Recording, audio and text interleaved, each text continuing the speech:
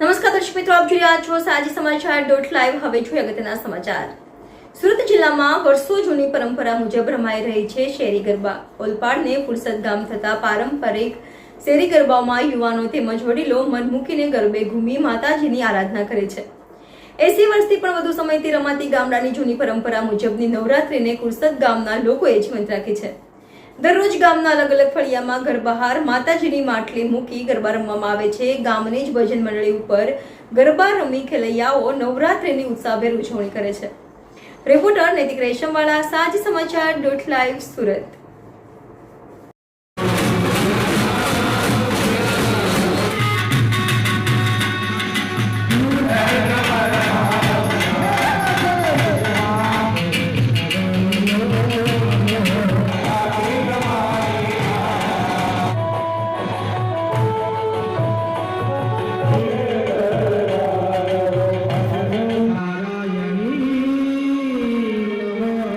મારું નામ નેન્સી ગોસ્વામી છે.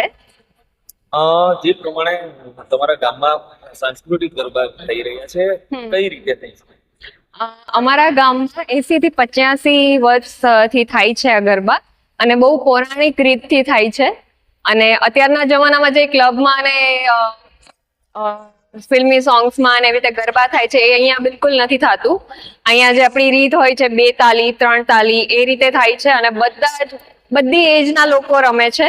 અને બહુ જ પહેલેથી જે રીતથી રમતા એ જ રીત અહીંયા ચાલે છે. કેવી મજા આવે છે?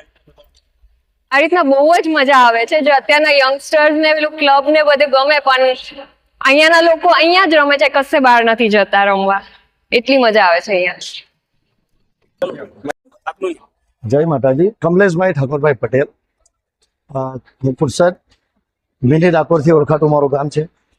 અમે લગભગ 85 વર્ષથી અમારા ગામની આ પરંપરા છે, જેમાં દરેક શેરી મોહલ્લામાં અલગ અલગ દરરોજ ગરબાનું આયોજન થાય છે.